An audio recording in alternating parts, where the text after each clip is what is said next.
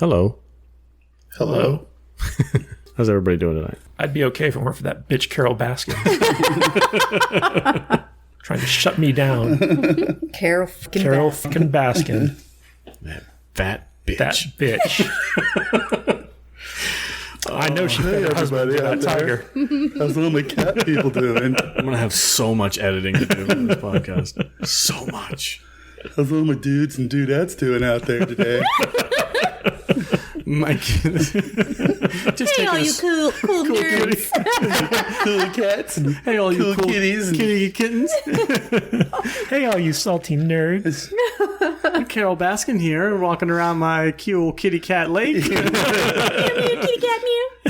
Today we're going to learn how to cut a husband up and put him through a meat grinder and feed him to the kitties. Oh, no. I'll live tweet it for all you cool cats. I only let my elite purple troopers do the feeding After you donated $10,000 in 20,000 hours. and $20,000. And help me cover up a murder. Yeah. You get a blue gold shirt. Get a gold shirt. And get some dirt on that Joe Exotic, man.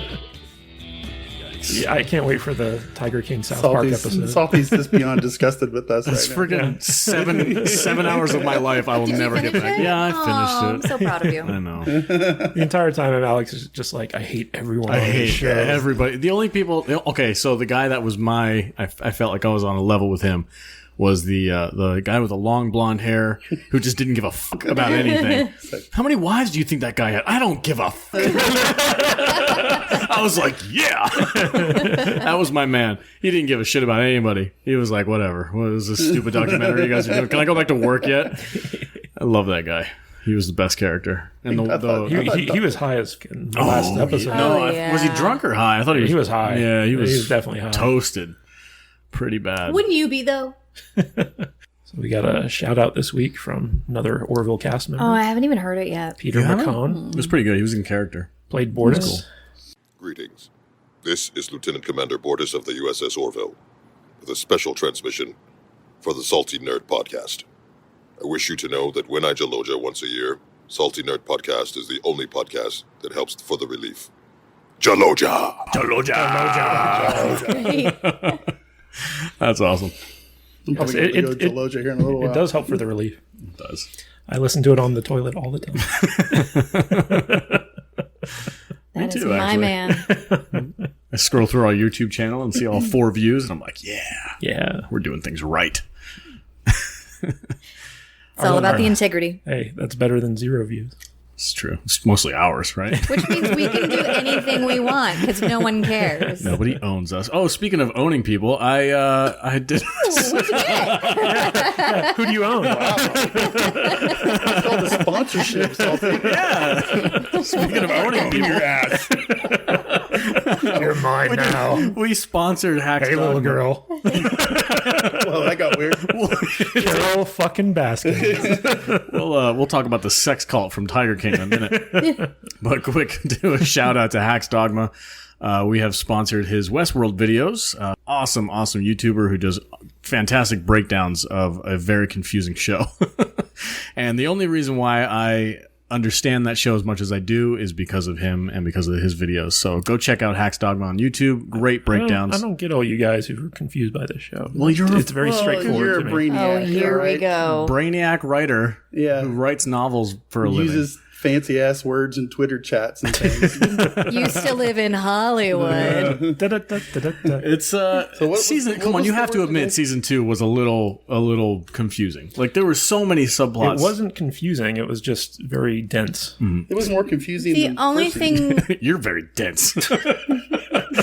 Oh, yeah? the only episodes Oh that, yeah. You're dense. the only episodes that really confused me were seasons 1 through 3.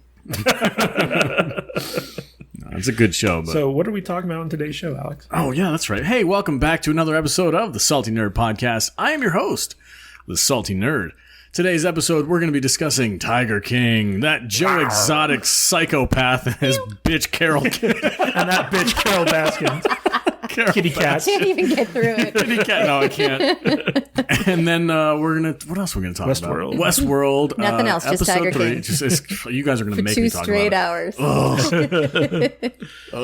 Tiger King, Westworld, and And then we're Picard. gonna dump some salt on Picard. As long as our according to Kadish analysis is salient, then we'll be okay. Salient. That was the word. Salient. What the fuck is salient mean? Is that like saline solution? Like These are these are the texts we get. We need to have a salient discussion about the goods and the bads of the Picard show. See, I can't even say it right without sounding stupid. So, Goods is in the bad. goods is and the bads is and the And the just in cases. salient. Okay. I weep for our school system. Well, that was, People don't I have graduated basic older than 30 years you. ago. Isn't he? I don't know. Yeah. I don't know which By- one. By 9 years. Really? God damn, you're I old. think I'm old. I'm an old ass. Yeah, you are. It's good for you, man. It's like I was talking earlier today about the wonders of river dance on Twitter and how nobody remembers that anymore.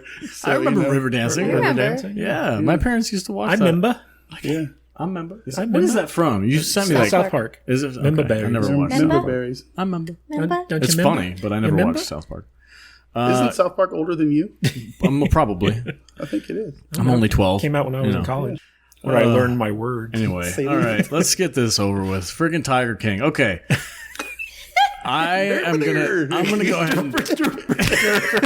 gonna go ahead and say that this show is only as popular as it is right now because nobody can fucking leave their house. That's very true. and there's Disagree. no other options. Wholeheartedly disagree. You know, it's a lot. There are some similarities between it and Making a Murderer, where when Making a Murderer came out, it came out over Christmas break, where like everyone was just at home Yeah. with nothing to do, Yeah. and so they just binged Making a Murderer.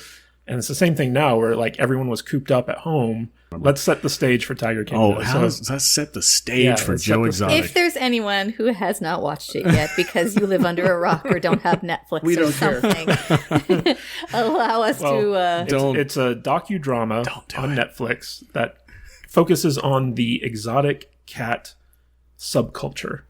And in particular, one person from the subculture, his name is Joe Exotic, who's a gun-toting gay magician / country music singer ish. / former gubernatorial candidate / reality star. / reality star. What did Jeremy Johns call him? He said if Joe Dirt and Siegfried and Roy had a kid, it would be Yeah, it would be it'd be Joe Joe Exotic. He's very flamboyant. He's very proud of his mullet, his dyed blonde mullet. That's his sex appeal, baby. And he's always strapped. He always carries around a 6-shooter.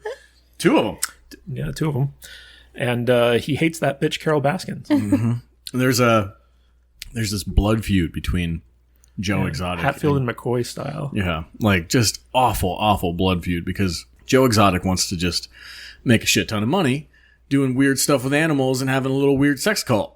And No, Carol that's Baskin, not him. he has a sex cult. cancel. That 19-year-old surfer kid, you think that was like a not He married both of those gentlemen, sir. at the same time? Doc Antle's the one with the sex. Yes, he Yeah. has a sex cult too, but I so does cannot wait for them to make a Joe documentary Exotic about him. has a gay sex cult. a gay sex cult. No, And he just takes hard luck cases out of prison and gives them jobs in Walmart bologna. Yeah, neither of those dudes were gay. It's like, hey there, get off that bus. Why don't you come over to my place and make some burgers, and I'll give you some this good meth. beef sticks, and I'll give you $20 a week and room and board. And they're all, okay, got any meth? I'll do it if you got some He's like, meth. hell yeah, I got that. And they're like, where do I sign? Best deal I'm ever gonna get. How about cigarettes? I give you cigarettes half price. And he's like, okay. I tell you, one of the There's most some rotten meat with the pizzas. For real. one of the most interesting things in this Ashley? documentary for me was the insight into Walmart's meat process, where it's like if you go up to the register to buy meat and you change your mind, they can't legally put it back on the shelves, so they just get rid of it. And so Joe Exotic, in order to cut down on the cost of feeding all of his tigers, would get all this like expired and secondhand meat from Walmart. And his employees would get first dibs on I don't it. think it's expired or secondhand. It's just stuff that didn't get bought. Well, it's expired. That's why it didn't get I bought. didn't always get that impression. Well, that's what they said. It was either expired or it was stuff that they couldn't reshelf. Either or. Yeah. Ain't nothing wrong with that meat. Yeah. Got some prime pieces in there. Are you upset because you had some and you're trying to make it okay? He wants to try and get in on that deal. Good deal. But they would just have these truckloads of like expired meat that they would feed to the tigers. It was very interesting. But they would let the workers like pick through it first and take what they want. And then they would put it on the steaks in pizza there, man. for the people to come and eat it. It's Uh-huh. so weird. These people are, I'm sorry, but they're just the scum of the earth. Hey, now be careful. You're talking about the entire southern part of the United States. No, I'm not. I'm talking about the people in the show. The main stars of the show. You got Carol Baskin, who killed her husband. You got the other sex cult dude. Whoa. Killed her husband. Did he ever prove that? Allegedly. Allegedly your role, killed her man. husband. So can we talk about? You're going to get sued by Carol Baskin if you keep talking that. She can have everything She's I going to have. come after you. Can we talk about the accusation that she killed her? Like what was the story behind that? Okay, She was married to this guy. A millionaire. Yeah, a lot of a money. millionaire. Yeah. Who is he? The one who started the cat sanctuary? Yes. Okay. So he started this big cat rescue. Well, no. And it was basically the same thing as what Yeah, it Joe was a zoo. Exotic was doing. She wanted to go the route of turning it into a rescue. And he wanted to make money. Okay. So, I mean, she's still making money off of it, though, right? So it's very hypocritical of her to be... Pretty much. Yeah. Yeah, she's just a giant. And it actually looks like it's like worse. You know, it's just as bad of conditions for the cats. Yeah, her setup was not as nice as Joe Exotic's. All I know is if I ever move to Florida, I'm going to get a blue shirt. Okay? Dude, Florida is weird. Freaking weird. It's so Absolutely. weird. But anyway, Carol Baskin's first husband, who was this millionaire who set up the first cat rescue, just disappears one day after telling all of his friends that he's worried for his life because he doesn't trust his wife. He thinks his wife, Carol Baskin, is going to kill him. And so, like, he just up and disappears, and Carol Baskin has him legally declared dead and gets all of his money. And his entire family's like, that bitch killed him. And all of his friends are like, that bitch killed him. And she's like, hey, all you cool cats and kittens, I didn't kill him. He just disappeared one day. Just up and left. She's like, he had a girlfriend in Puerto Rico. Did you see the meme of that guy watching Netflix on the Puerto Rico beach sipping a Yeah. And so Joe Exotic, who has this terrible feud with Carol Baskins, he's like, that bitch killed her husband, fed him to a tiger. That was his theory. Put it through me, That was grinder. his theory, yeah. Yeah, fed him to, and then they had this whole weird conversation. There was a moment where she was something had happened to Joe. Somebody put something on his boots, and she was like, so what happened was a tiger attacked Joe, grabbed him by the foot, and tried to drag him away. And he accused someone of like putting something on his foot to try to attract the tiger to attack him. Mm-hmm. And I think it was the documentary guy. He's like, you know, like, how can you even train a tiger to attack a human being? Like, there's nothing that you can use that appeals to them. And then it cuts to Carol Baskin. She's like, oh, you put a little sardine oil on something, and make the they just tiger go right for it. What's great about this series is like they show like so many different sides of the same thing. Like they don't, you know, as much as we're making fun of Carol Baskin, they actually show like her side of things. Mm-hmm. And so you never quite know where to fall on, like, you know, whose side you're actually on. Here's the thing with me on this is like the Joe Exotic stuff. He just comes off as a cuckoo, nutso, crazy guy, just like he's portrayed. Carol Baskin comes off as somebody who's hiding some shit. Mm-hmm. She really does. It's just that stupid little nervous giggle she does, and the way she portrays herself. She's guilty as hell. I really honestly think she's guilty. I really do. Well, you know what's funny about this show is like when Jude and I first started watching. So originally I asked her, I was like, hey, you want to watch this series? And she's always like, show me the trailer. Because that's how she judges based, you know, whether she wants to proceed. As it should be. I thought you wanted him to watch it. No, he showed it to me first. Oh, okay. So anyway, we get to the point. Does it matter? We just both decided No, not at all. together. you know who made as me a watch unit. it? You three. So we get to the point where Joe Exotic is on top of a truck strumming a guitar, singing a country song about a music tiger, videos. and Jude's like, yes, I was like, must watch this. I am in. Yeah. So the show, like, we start watching the first episode, and the first episode's okay. Like, it introduces us to this weird subculture of people who collect these exotic pets. And we're just like, oh, okay, this is interesting.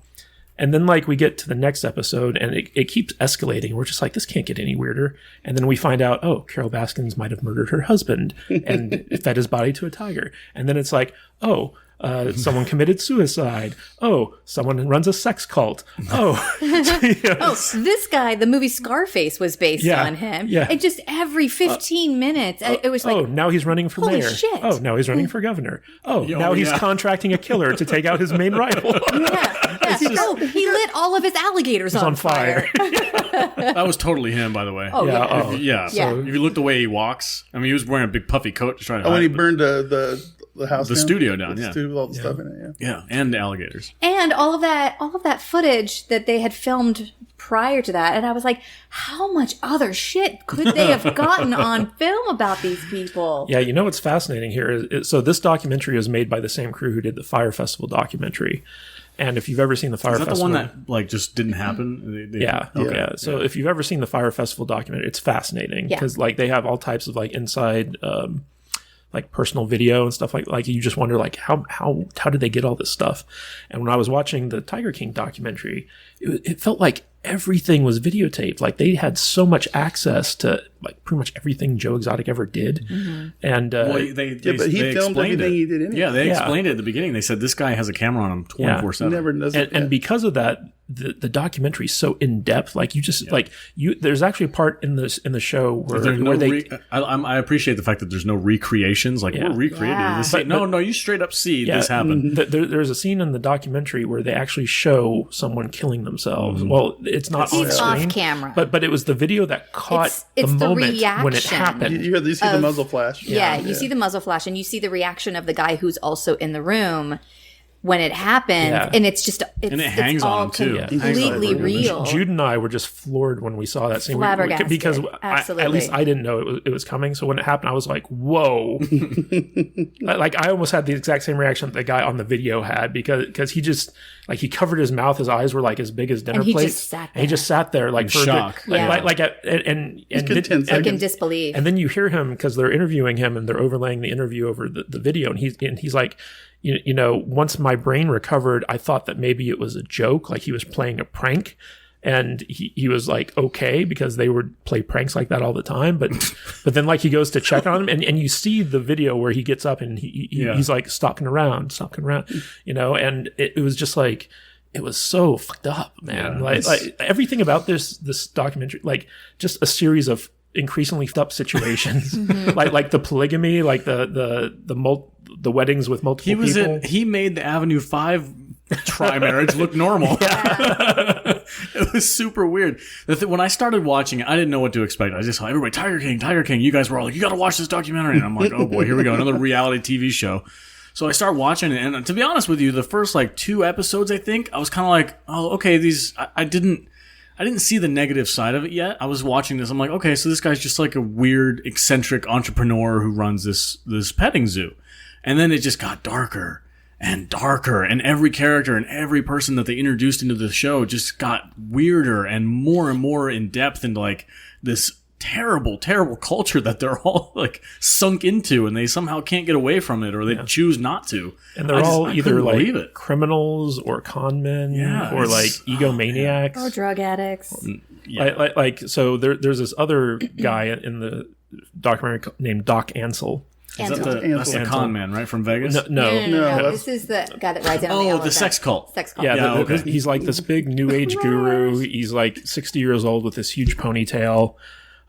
He's kind of been Hollywood's go-to guy for like exotic animals. Strong hair follicles. Yeah, strong hair follicles. But Hollywood is like Jude showed me a picture of him in a Britney Spears concert, you know, managing the tiger. Oh, that was I on the haven't showed you VMAs. this. That was I on did not national see TV. this. Yeah. Keep going. Yeah, I'll pull it up. Yeah, so like Doc Ansel has this long history. Like he was on Jay Leno and David Letterman. And Yeah, stuff like he was that. legit for a long ass time. And I think he still is, but he's kind of like the top guy in this subculture where he, you know, raises these exotic animals and they use him to bring them into movies and TV shows and stuff like that. And he has this kind of weird new age cult where he hires all these like young women who are like just super big animal lovers, and he kind of grooms them into his cult and marries them. and basically keeps them. It's almost like the Mormon way of polygamy, where you sister wives. Yeah, you have all these sister wives who are basically like a workforce. I don't remember anything about marrying them. I just thought he'd like. No, they're in houses and.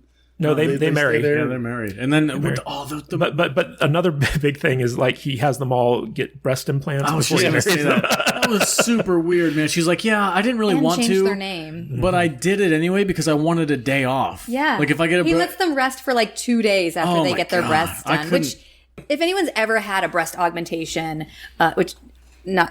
it doesn't matter. But just want to go on the record. Mine are real. Jude's natural. But if you've ever had a breast augmentation, like you are down and out for like 2 weeks. You need bed rest. You can't do things. You can't use your arms because of the muscle that's connected. You have to rest for like 2 straight weeks. He gives them 2 days off. Yeah. But you know what was funny is, so the girl who was kind of spilling the beans on Doc Ansel's cult, because they were interviewing her for the documentary, like this girl who worked there for like I think 10 years and then she got away and stuff. So like she was kind of given the rundown of how, if you get these breast implants, like, you get some days off, and she was worked so hard that she just agreed to it, even though she didn't want the breast implants, just to get the time off. And then they start showing pictures of her and she's like, but yeah, I look pretty good afterwards. Yeah. This whole show is just so weird. But you know what? You know who Doc Ansel reminds me of? He reminds me of Mike Myers, the Love Guru. Kind of. I never saw that. Yeah, I remember. That's a deep cut. Nobody remembers that Mike Myers movie. That was like the last Mike Myers movie, right? It was the last Stopped Mike making Myers movies after that. Yeah, it wasn't very good.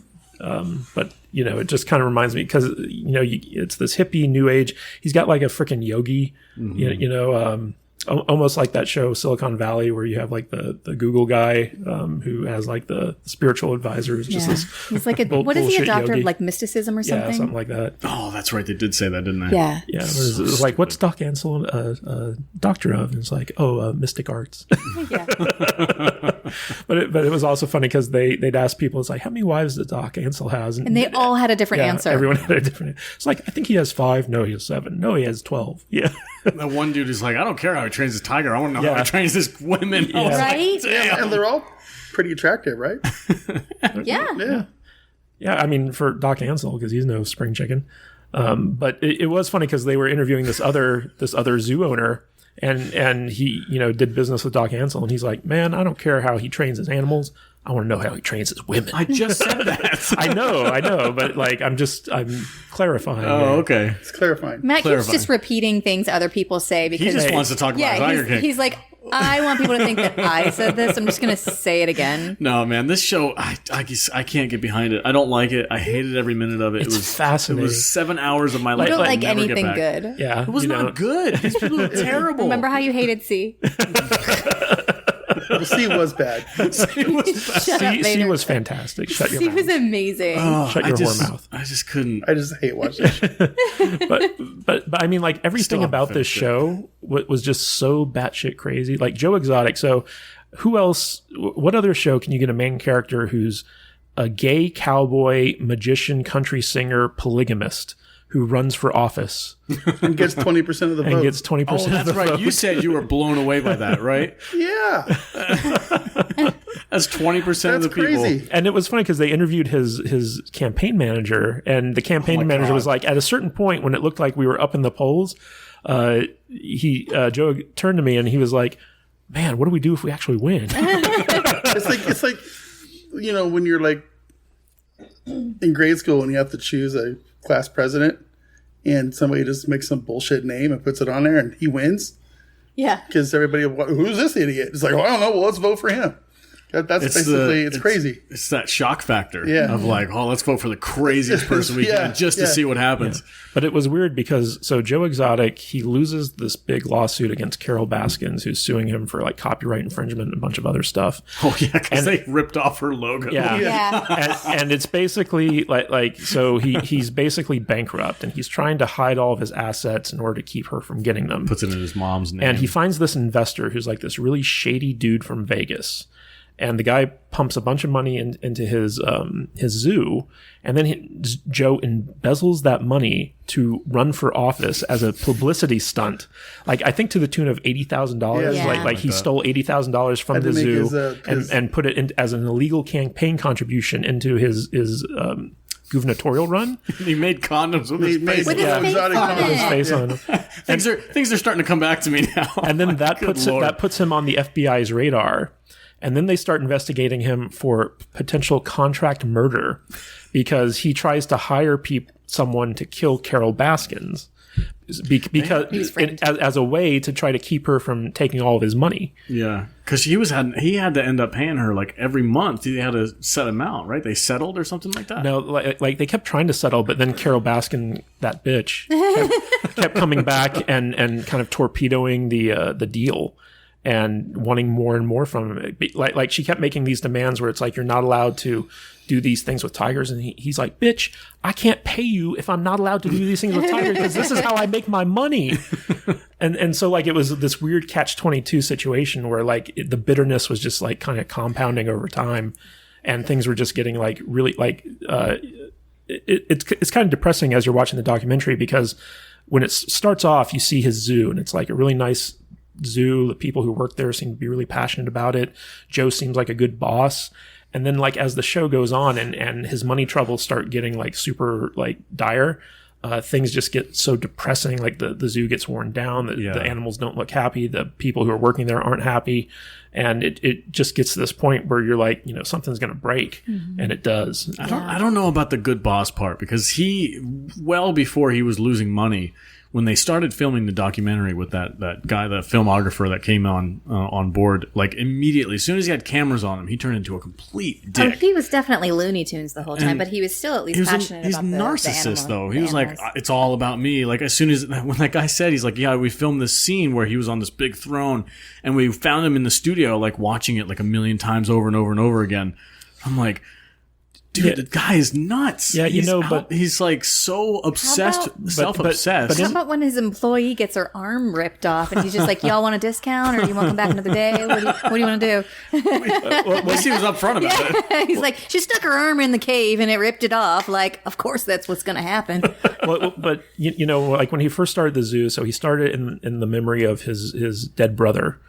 And it was really like he was very passionate about the animals. Like it was about treating the animals well, and he wanted to create awareness. So he went on the road to malls and schools and stuff like that, and had like this little show that he put on where people could get exposed to like tigers and things of that nature. And he would hire people who didn't have anywhere else to go, like people who came out of prison, who nobody was willing to take a chance on. Like he'd bring them in. Yeah, because he could control them. Well, I don't think it was like that at first. I think at first it was because he not only could get cheap labor, but it was also a way for him to kind of help these people out. Self-congratulating. Like, look, I'm helping this person. I know those type of people. So he could control these people. Yeah, there's no scenario in my mind is Joe Exotic a good guy. I think that he morphed into someone who was very self-centered and selfish. But I think when he first started out, at least from the early video that they showed in the documentary, because a lot of the people that they interviewed that worked at the zoo were like, at first it was all about the animals and that's what we were all there for. And then like as things got worse and worse, like Joe became more about, promoting himself and stuff like that. And that's when things kind of started to go off the rails. So I don't think he was all that bad at first, but I think that once Carol Baskin started applying the pressure, it's all her fault. Yeah, it's all her fault. That bitch. That bitch. Damn Carol Baskin. I think Carol Baskin is getting a little bit of a bad rap. I don't know. Hell no. Not only is she a huge hypocrite, she could be a murderer. She's the only person in the entire show that everybody's like, fuck her. Everybody else is like, the past is the past. We all make mistakes. Yeah, like the Scarface guy. That guy went to prison and admitted he killed someone. And what did he do? Like dismember them or burn them up or something like that? He legit admitted that. He dismembered an already dead body and hid it. the inspiration for the film Scarface, and everybody's just like, yeah, bitch, Carol Baskin, though. Like, come on.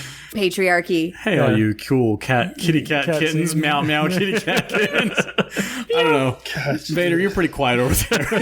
you look like you got some thoughts, buddy. She's guilty. She did it. She killed him. Yeah, maybe, but she's not getting a fair shake. Is it any worse? She's getting a fair shake. I think they're all. She absolutely is getting a fair shake. In fact, I think they're reopening the investigation. In my opinion, they're all on the same level. Yeah. But it is funny how like everyone they interviewed just hated Carol Baskin. Right. Yeah. Except for her husband. Her husband was super loyal. He loves her so much. He sang to her. No, he's just afraid she's going to feed him to a tiger. I remember what happened to the last guy. She probably tells him, it's like, you're going to be really good at this documentary because you know I fucked up my last husband and fed him to the tigers, and I'll do the same damn thing to you. Like, I got a shit ton of sardine oil, and you don't know where it is. You can't testify me in court because you're my husband. Dude, the interview that they did with that husband who disappeared, his ex-wife and children, was so telling because like they were all like, look, like Carol Baskin has like threatened us if we like try to tell people that we think she's guilty, and all about the money. Yeah, and she just comes off like a huge hypocrite. Like she's trying to shut down all these other like exotic zoos, but she's doing the exact same thing that they're doing and making a ton of money off of it. And the only reason that she has the clout that she does is because she was one of the early adopters of social media. So she had a big YouTube following, she had a big Facebook account, and she was able to mobilize all these people who were like quote unquote animal rights activists, and put pressure on PETA. These others. Oh yeah, PETA did not come off good here. But it is funny how like Joe becomes like an inside informer for PETA. he's like, man, I'm going to bring this whole castle crashing down. That's a jet ski guy, right? No, that was that's Garrettson? James Garrettson. No, that he was an informer for the FBI. Yeah. The big dude on the jet ski. Yeah. How about when they said that to John Finley and he was like, "What? That's news to me." Yeah. Oh yeah. The guy with the lemur. Yeah. Gonna get me in for that lemur. Bogus papers on that lemur. That's what did him. John Finley sold me a stolen Hummer. People are just freaking caricatures of real life. It's so weird, so bizarre. Yeah, it's all these weird business rivalries where like people like go into business together and then like they're like, this person's cheating me, and no, he's cheating me, and then they like become bitter feuds. I'm waiting for the Tiger King Museum to open up down on Fremont Street. He'd do well here. That shit would go over real well. He would. He would do really well in Vegas. But it's funny because Joe Exotic's he's actually in prison right now. Yeah. Because he got convicted for attempting to hire contract killer to take except out the guy Baskin. that he hired just took the money and ran, and nobody's he took the money and partied it away. Yeah, the whole $3,000. Yeah. and then nobody said anything to him. Yeah, they were all like, "Well, you didn't do it. Yeah, Pass." But that bitch Carol Baskin. It's just like awful. Nobody likes her. Everybody hates her. Everybody does want her dead. But yet he went to prison for trying to kill her. It's bullshit. But it was funny because like the way they were planning the murder, like they'd look at her look bicycle route. They'd look at Google Earth and be like, oh, here's the lake that she bicycles by. You know, it'd be really good is if you hid in those bushes right there, based off Google Earth, and then just popped out and shot her. It makes you wonder how many other hits have been set up on Google Earth. Like, damn. These criminal masterminds. It's a tool to use, man. I mean, by that logic, shouldn't Google have been implicated in the contract killing? Satellite images of everybody's houses and stuff. God. Yeah, I don't know. I'm over it. I don't ever want to think about this stupid freaking show ever again. I can't wait for season 2. Oh God. Yeah, like I found the show immensely entertaining. I'm sure. I just it's so terrible reality TV. What's cool about now is when Carol Baskin does get arrested, it's going to be national news. Oh yeah, it's going to be hilarious. It made the news that they moved Joe Exotic to isolation because of COVID-19. Like, that was in the news. I'm like, what is going on? And we can't lose him. He's a national treasure. And the story of Crocodile Dundee. We got Joe Exotic. The story of Joe Exotic getting COVID-19. It was because of that bitch Carol Baskin who gave it to him.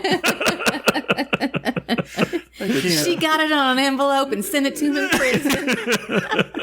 little sardine oil. It attracts that COVID-19. Attracts that COVID-19. I'm done. Maybe they'll like put him in a cell with that dude that was on How to Make a Murder. Oh yeah, they share a cell together in Wyoming. That'd be funny. Dude, how weird were those glamour shots? Probably with gonna him try his and marry him. 3 husbands. Yeah, They had like photo shoots of them like laying pink around frolicking yeah, shirtless. shirtless. Well, have you seen his country music covers? No, the covers? Yeah, the just covers bad- of his country albums. Like badly photoshopped tigers and stuff? No. They're like these glamour shots of him in like a cowboy hat with his shirt open, and he's got these weird like tattoos of bullet holes in his chest. Yeah. I mean, Were those real? Yeah. Those I are thought they were just tattoos. painted on for that one photo. No. no, they're actual tattoos. Like you see them throughout the documentary. Wow, that's super weird. Yeah. There was did you guys notice that that suit that he was wearing, that priest outfit that he was wearing for the music video? Yeah, what the He wore that at his husband's funeral. I know. Like the music video And then outfit. he joked about his dead husband's balls in front of that guy's mom. What is this here, kitty? Oh yeah. Yeah, he has a What is that? Carol Baskin lookalike in his video. Oh dear Lord. And she looks exactly like that looks bitch Carol exactly like Baskin. She does. You know this is what we're doing for Halloween next year, right? This is our group outfit. Yeah. I'm down. I think you should be crazy. Carol Baskin. I want to. Hey, I want to be Doc Ansel. my hair follicles Grow your very strong. Right in an elephant. I could have like one of those like elephant like leg suits thing. Shoot me now. But Incel. yeah, Doc Ansel. All right, so we got to go around the table. Would you recommend Tiger King or not? I would highly recommend this show. No, don't waste. Don't. Just don't. Run. It's so good. No. Run. He doesn't mean it. He's Alex just got has bad taste. Go PTSD. watch something else. Anything else. What about you, Jude? Yeah, on a scale of 1 to 10, I give this a 5,000. Watch it. Watch nothing else. Listen to the podcast about it. Go to the Twitter feed about it. Binge this thing. Yeah, go to the YouTube Yeah. where David Spade interviews all of the characters. Yeah, all the cast. Cast. They yeah. are. No, they are Yeah, characters. yeah. I think I was right the first time. Yeah, definitely. Absolutely. Look at the memes. Oh, the memes for this have been epic. Yeah. Matt, Sir. would you recommend this to the Salty Podcast listeners? Yes. You dick.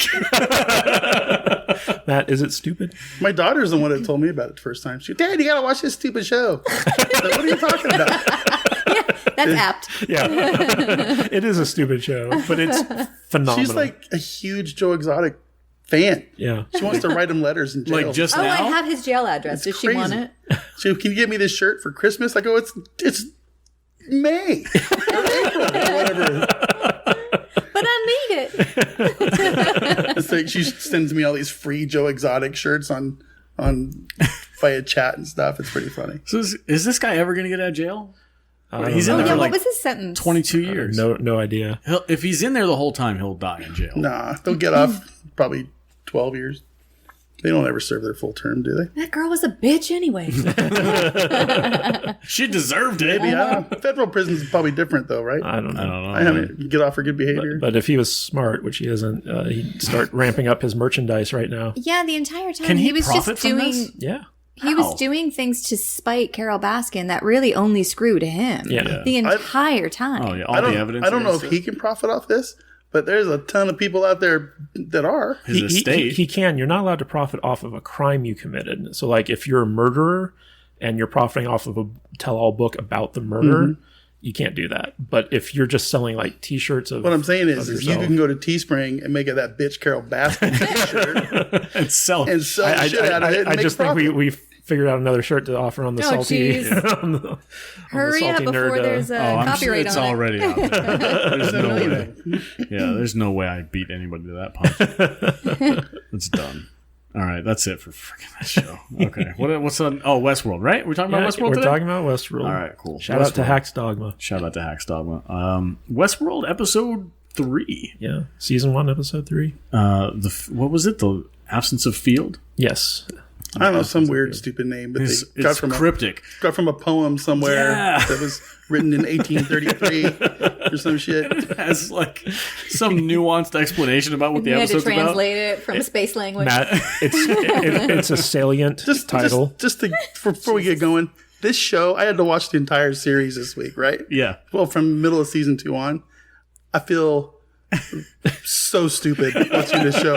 And it's not that the show is stupid. It just makes me feel stupid because I can't follow it. Yeah. It's just... It's not too much. easy. It's really not easy. Whoa. It's not just you, dude. I I feel know. dumb as a box of rocks when I watch And this you know, show. and I watch Hax's videos, and I'm still confused. Really? Yeah, dude, Oh. it's ridiculous. No, he helps me for sure. But I was like these, especially season 2. Season 1 was, I got season 1. It was good. I figured it out.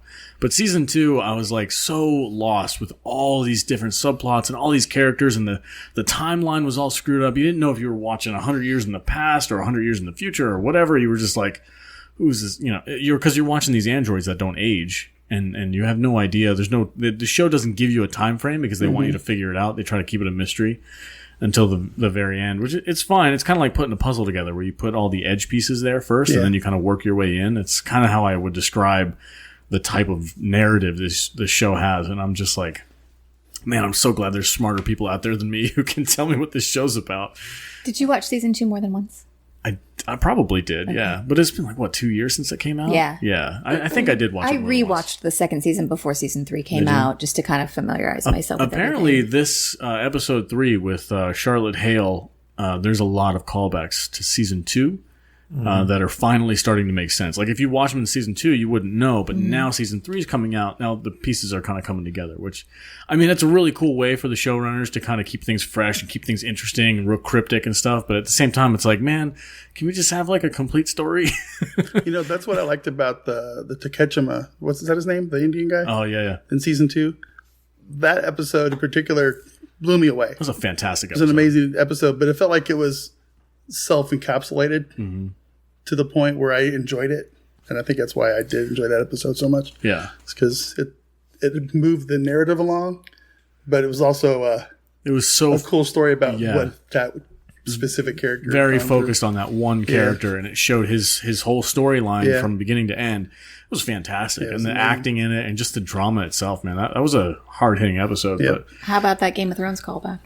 that was last episode. That was- But yeah. I Was that loved- in 2? Yeah, that was in Yeah, 2. that was in 2. I liked last it though. I thought it was cool. I had my little fan theory about them getting fired after that, so I'm happy. I'm happy with that. I can live with D&D being technicians. But anyway, episode 3. So the biggest thing we need to figure out, this kind of set up a mystery, is who is inside of Charlotte Hale's body. That's the one thing. Like there's a bunch of other speculation you can do about this episode, but that was the one thing I was really So focused Dolores on. escaped Westworld with 5 pearls. Yep. And one of them was Bernard. Yep. And then one of them she put in a replicant body of Charlotte Hale, who was the kind of head of the Delios Corporation, or at least like chairman, one of the chairmen. The chairman. She was like one of the bigwigs. And so basically Dolores has installed a fake Charlotte at the head of Delios in order to kind of pull the puppet strings while she's off kind of setting the stage for her revolution. And they've never told you who she's smuggled out other than Bernard.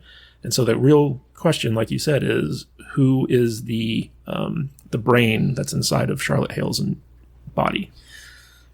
What are you guys thinking? Do you have an opinion? I do, but I know it's not right. What do you think? Do you guys remember Maeve's brothel friend from season 1? Clementine or Hector? Clementine. Clementine.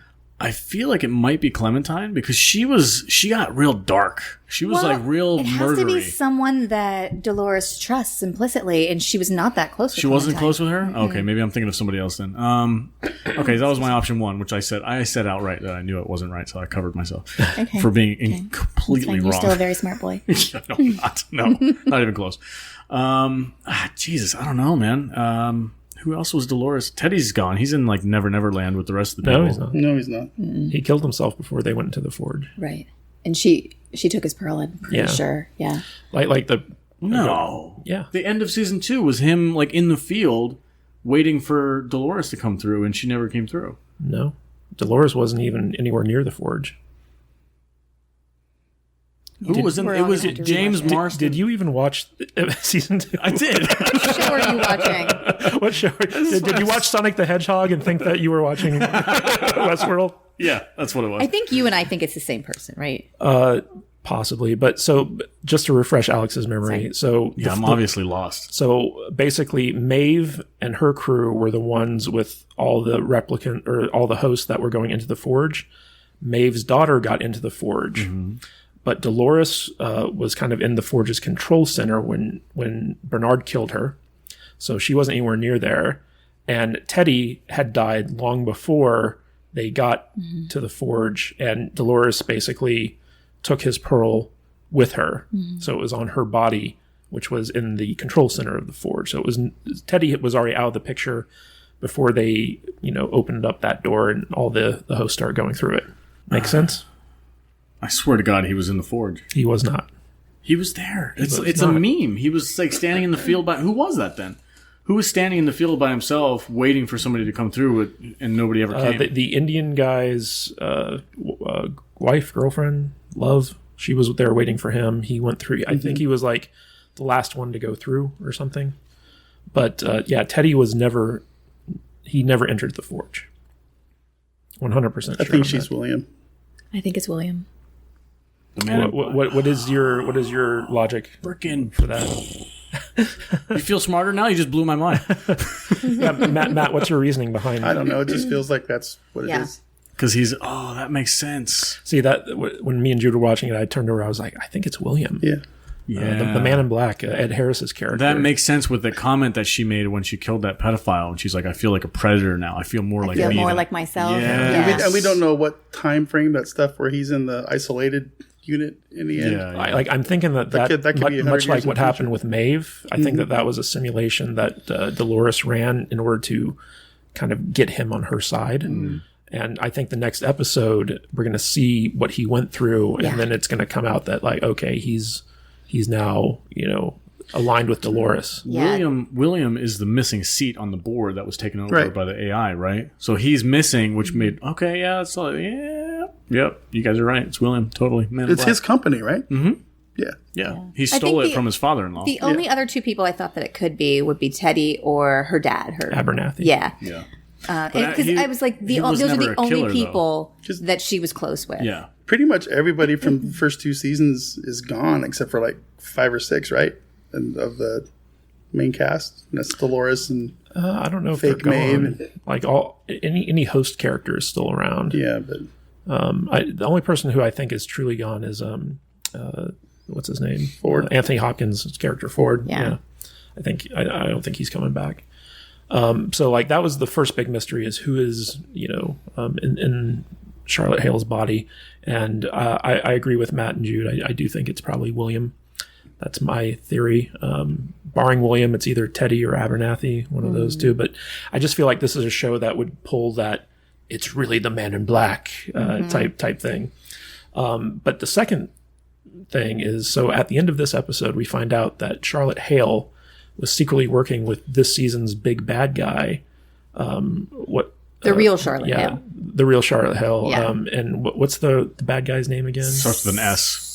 Sirach. Sirach, Yes. yes. Good job. that's very It was. James I knew it Bond. was an alcohol. Yeah. So basically, Of course. Yeah. so in this episode, Sirach does a hostile takeover of Delios, where he buys up 30% of their stock and becomes like the primary Majority shareholder. owner, yeah. And this kind of messes up Dolores' plans, and so she orders fake Charlotte to find out who this guy is and fix things. And so Charlotte kind of goes and figures out a way to contact Sirach. And the final scene in the movie or in the show is her meeting with him and finding out that the real Charlotte was in cahoots with him all along, and that Charlotte's been his inside man in the company. Because the two other board members come and say, hey, we have a mole in the company. And then it ends up actually being Charlotte, the real Charlotte. Fake Charlotte doesn't know who Fake the mole Charlotte, is, yeah. and they find out that It's she's actually the her. mole. And the way that she meets him is, so she goes to like this location and she puts on these VR glasses, and so he's not actually at the location, but his image appears, and that's how he kind of meets clandestinely with her. And this is the same character who met with Maeve at the end of the second episode, where he's like, I brought you into the real world, and like he has like control over Maeve, so she can't kill him. But he's kind of like been revealed as like, okay, he's either the big hero of this story because he's trying to stop Dolores' revolution, or he's like the big villain because he's trying to stop Dolores' revolution. I suppose it would depend on which side you're going to take. Are you taking the robot side, or are you taking humanity's side? Right. Well, the interesting thing about this character is like, he's like, my business is the future. And he's like, he's the guy who I think is either in charge, or he helped create that big kind of AI ball that Dolores is trying to get access Rehoboam. to. And It's a cool name. And this from the Bible. And Dolores in this kind of explained that this AI has been kind of running these really involved simulations that allow the people who control it to basically control everyone's lives. Yeah. So Aaron Paul's character, because they have a 97% probability that he's going to kill himself, they don't want to invest anything in him, so they keep him from achieving his true potential because they're like, he's a loser, he's going to die, we don't want to waste time. I was going to say, he's actively trying to better his life and get himself out of this rut that he's in this rut of depression because he's got post-traumatic stress from being out of the army. He lost his best friend in some kind of a botched mission. His mom doesn't his mom doesn't know who he. Yeah, he's in terrible luck and just down and out. And he's trying to actively make his life better, but he keeps getting knocked down. And you kind of, this was like a really kind of a heavy moment for the show, and you see the realization on his face that it's like, it's not my fault. Yeah. It's other people who are stopping me from progressing. It's the system that's around, the Rehoboam, the one that's controlling everybody's lives. That just, realization of I can't catch a break, and realizing, no, they wouldn't let you catch a break. Yeah. That was, I think, last podcast we talked about episode 2, where I was like, I think he's going to team up with Dolores willingly because he doesn't like the system any more than she does. And it gives you an interesting perspective here, where it's like, is Dolores actually the hero in this story because she's the one trying to take down the system, or is the system the good guy where he's trying to stop this potentially humanity ending? I think you got two really crappy philosophies going to war against each other. There's no Maeve's the good guy in this show. Maeve? Yeah. Oh, I disagree. Really? Yeah, well, you know me. I want everybody to be in a matrix, so I'm on Dolores' side. Fuck humanity, robots.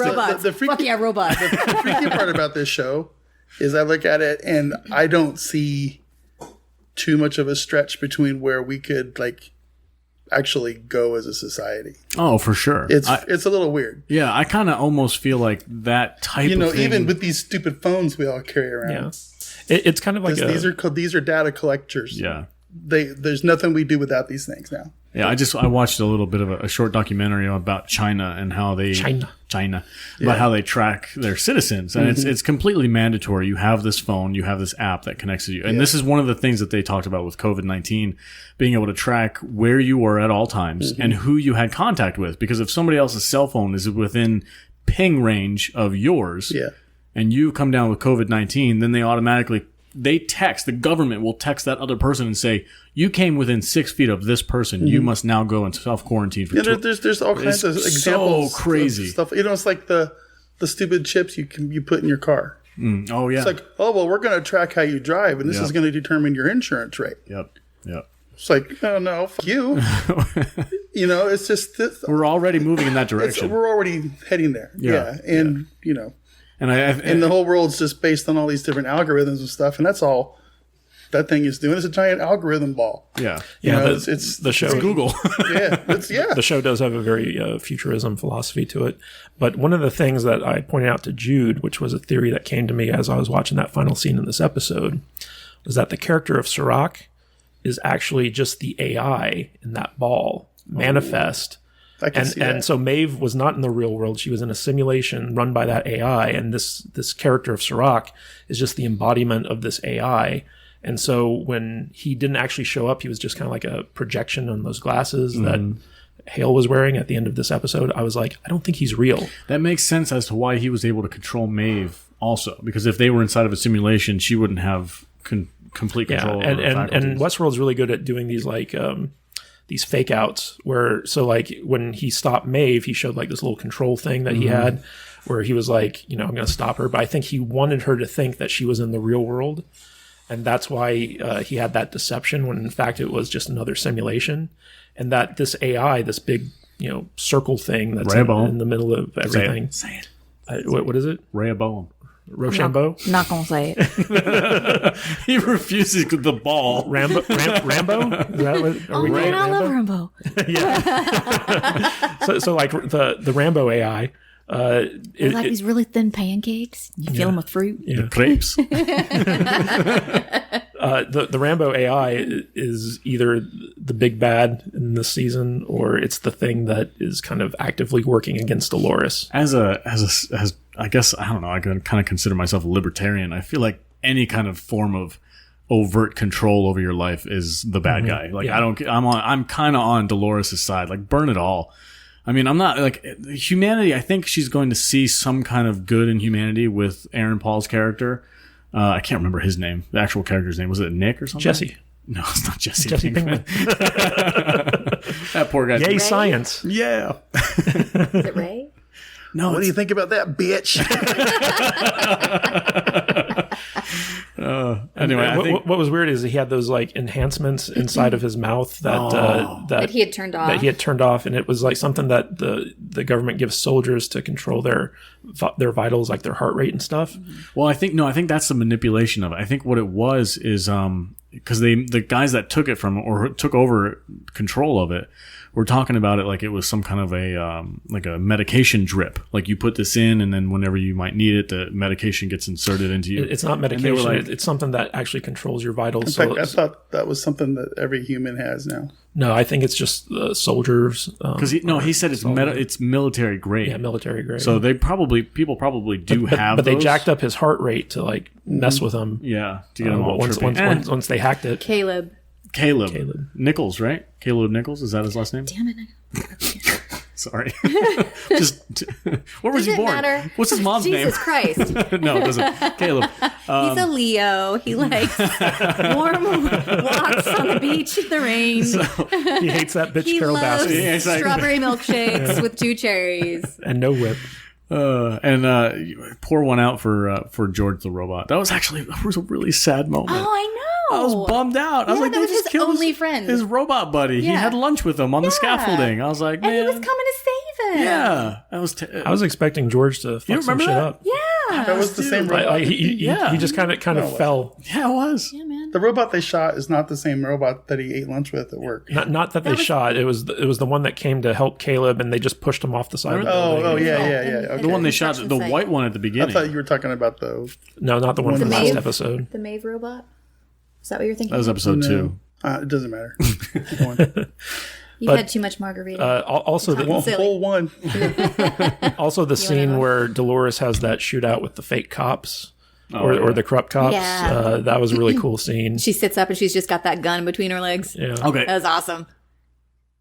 What? Nothing. Hey, she hates the patriarchy. Yeah. So I have a question about that scene because I'm trying to be as critical as I can because I know a lot of people are getting kind of like overly aggressive about their criticism about the show for some reason. A lot of people dislike it. I don't really know why. I was trying to figure it out. Because it's hard to follow. Maybe. But I was like following it. I'm watching the show and I'm like, so how does she work? Because in the previous seasons, we've seen these robots get hurt and they go down and they're injured. They're capable of losing enough blood to stop functioning. But in this, once they get like that level of control over themselves, they are able to turn off all their sensory whatever it is that they're using. Well, Maeve can. So can Dolores. But she's super robot. So Dolores is the same way. Well, in season 2, she does get shot quite a bit, and she's just fine. Yeah, it's like the Just shrugs it Terminator. So, but in this one, she gets shot and she falls over and she starts dying, and then Aaron Paul has to come and help her out. And then all of a sudden, like when the time is right, she just pops up and starts blowing people away again, like nothing ever happened. And I'm like, so is there like a Mary Sue thing going on here, or am I overthinking that? So. I don't know. What do you guys think? I'm not quite sure how it works exactly. I know that when she had that shootout in the first episode, they did have like a line or two that said something like you've been critically damaged, and she's like, "Don't worry about me, like stay on mission." And so I think it might have been something where like the endoskeleton, the machine part of her, did have some type of damage, but she was able to, I don't know, move past it with the help of like the EMTs or something like that in this episode. It's not exactly clear, but I was okay with it. Okay. I'm sure somebody out there knows. Ask Hack's dog. Yeah, Hack's dog. He's like, well, as you can see from episode one of season 1. 2, That guy goes deep, man. I love it. It's awesome. If you look at That sounded weird. If you look at the lighting on the back wall, I was into it. he goes deep. How Goes deep? deep. Say it again. Guys. How deep does he go? Anyway, is there anything else you guys want to talk about this episode? We've got. So what are the big theories of this episode? It's have we agreed on who Charlotte Hale? Well, yeah, you guys just totally wiped my theory out the window. It's definitely the Man in Black, 100%. I'm going to go with that. All right. And do we think that Serac is actually Rambo? Rehoboam. I'm not convinced of that yet. Yeah, I don't know. He might still be real. I'm not on that page yet, but we'll see. We'll find out here soon. Not everything in this show can be fake. This is true. Yeah. One of the great things about Westworld is like you can't trust anything they tell you. It's all there's always something behind it that is lurking in the background that's just waiting to be revealed. This is just another world inside the park. A simulation within the simulation. Yeah. Ooh, they hinted at that too. They did in the first episode. Yep. Yeah. They hinted at that, which is pretty crazy. All I know is I want my Uber, my Uber drone. The flying one or the one on the ground? Oh, those things are, dude. Talk about The tech is awesome in this show. yeah, the tech in this show is so and cool. it's not so far away to where it can't be real. Yeah. Those Uber taxis. Oh yeah. Those are working at CES last year. Really? They didn't have humans in them, but they're there. Wow. Full size, flying around with mannequins and stuff in them. In the back lots of the casinos during CES trip. Very cool. It's funny. The thing I wanted from this episode was the hamburger and milkshake. That looked good. What now? With the diner. God, you've been on a diet for too long. Yeah, I have. I miss food. Yeah. All right, I keep baking things for when you guys come over. Matt can't have any of it. Oh, speaking of, I'm gonna get a. Are we? Can we talk about a movie that I saw? Yeah. Before we talk about Picard, real quick, can we just talk about the next episode? It's going to be Man in Black centric. Yeah. Is it all about him being with Dolores in his white straitjacket? No, I mean, like, it's definitely going to be an Ed Harris centric episode, and so we're going to get to see like what happens with William after the kind of That's what cliffhanger convinced me that this was William inside of Charlotte, because she kept asking who she was, and I think in the trailer for next week, he keeps asking the same thing. Well, no, he says, "I know who I am." Yeah, and it just kind of pieced it together for me. But it also makes you wonder, like fake Charlotte totally had sex with that one guy. So she started to. You're like, I didn't know William swung that much. Man in Black doesn't seem like the type. Altered carbon era of like weirdness. I didn't even see the previews for next week, so whatever. It looks pretty intense. It's all about Dolores just probably breaking down the Man in Black's psyche to the point where she can control him, which will be interesting. It'll be it'll be a interesting turn of events, considering how much control he had over her in the last 2 seasons. So good times. Anyway, I watched a Mel Gibson movie this week. Oh, okay. Like You old Mel racist. Gibson. I love that guy. He's awesome. He is awesome. It was called Bloodfather. It's on Netflix. I feel like I saw a trailer for this. And it's freaking awesome. It's the exact type of movie that I wanted to watch. It was just like down, gritty, like revenge story, badass Mel Gibson going after some freaking crazy cartel to protect his daughter. I was like, I've seen this movie. This is a couple years old, isn't it? Yeah. Yeah. It's been out for a while. Yeah, I've been okay. meaning to watch it, and I was flipping through Instagram. I was flipping through Netflix, and I was like, freaking yeah, there it is. I wanted to watch that. So like, dude, it just hit the spot so Who's his perfectly. co-star in that? Diego Luna. Diego Luna is the cartel guy. No. There was like this guy that he, a buddy of his. William that Ace Macy. Yeah, that was it. Yeah. William H. Macy. And there's a cool little Jurassic Park theory. I lost Matt. He William H. Macy's character in this Mel Gibson movie Bloodfather was named Kirby, and he also played a guy named Kirby in Jurassic World 3. So because of the cliffhanger of Jurassic World 3, we don't really know what happened to the Kirbys. I like to imagine that he went off and, got sued by a bunch of people and lost his business and ended up in a trailer park next to Mel Gibson. Right on, man. So I did not like the Bloodfather. you didn't like it? I did not think it was very good. Oh, I thought it was fun. It was like, it didn't have to be like super complicated or in depth or anything like that. It didn't. I just, it felt like, I don't know. It's like one of those movies that a superstar who's past his prime is like forced to do in order to pay the bills. That's exactly what I was looking for. Then you would really love The Mexican.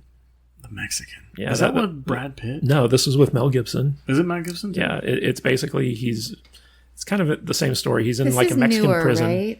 No, this is pretty old too. It's a Okay. couple years old. It's Mel Gibson in a Mexican prison, and he's got to fight corruption. But he's like this real low Oh, life. yes. I did see that movie. That was also awesome. How can you not like Tiger King but like these terrible Mel Gibson movies? Because they're just, dumb action flicks with a revenge story. I love that kind of thing. And then you get Mel Gibson, I think he's just perfectly suited for that type of role. It just works for me, man. I don't know. It's that guilty pleasure, that sweet spot.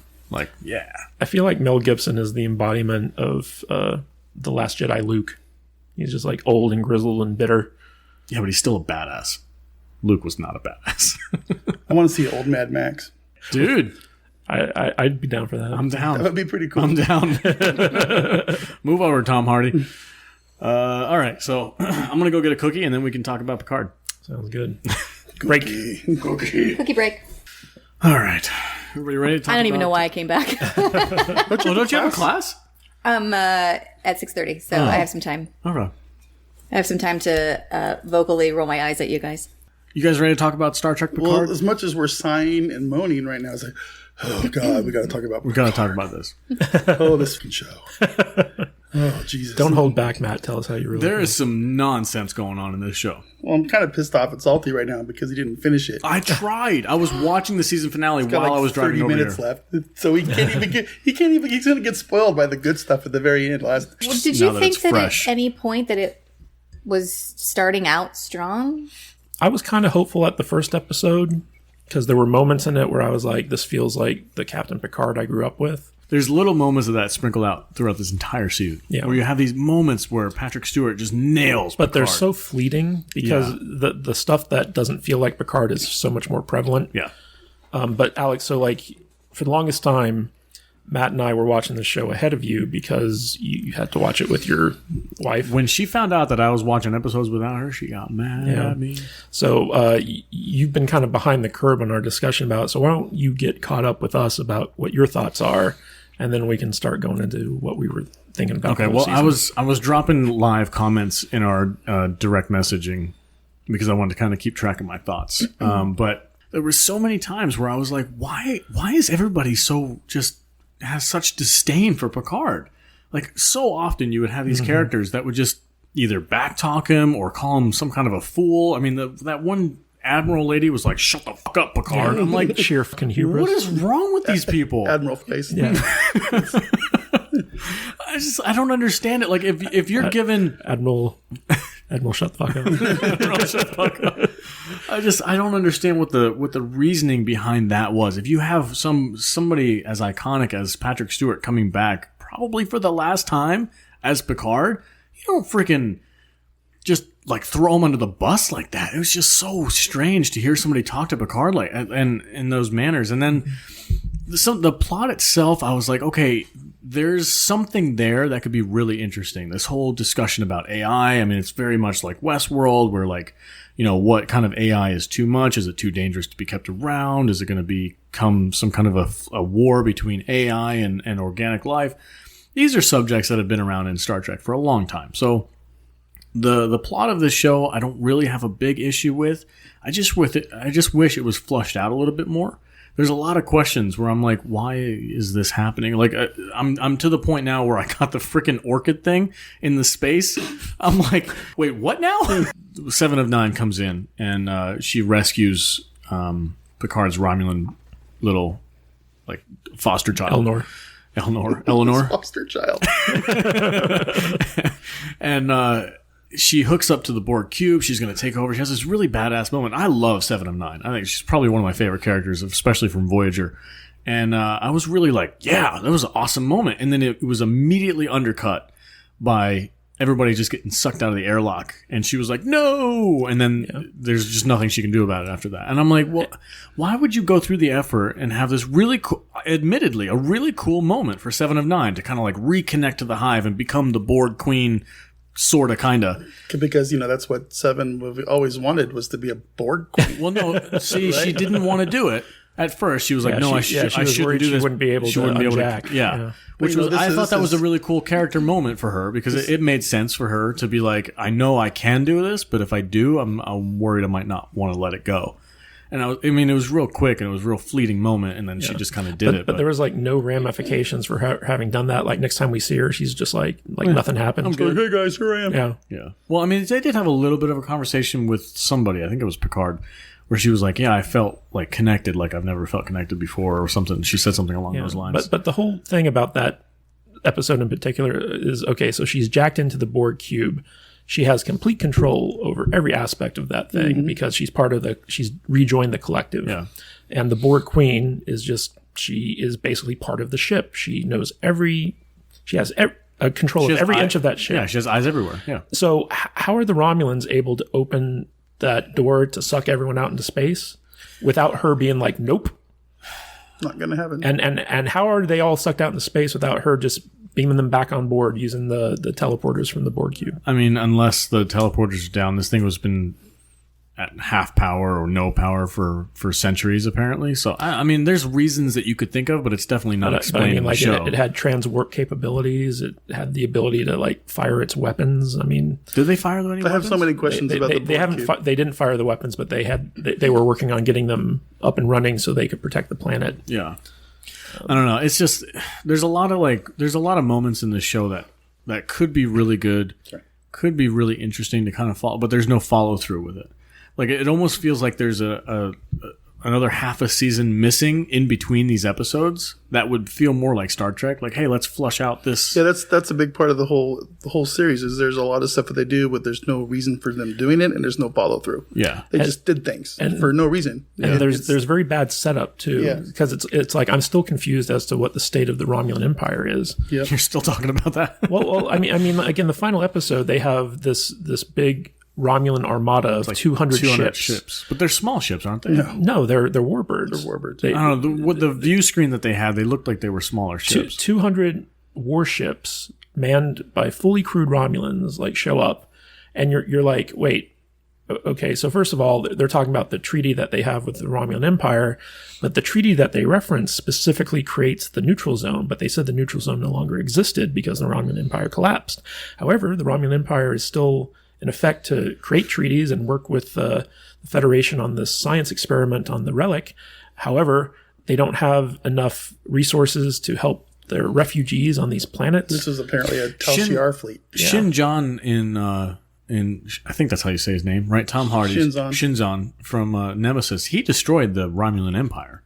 Or the actual like circle of leaders, right? He killed them all. No.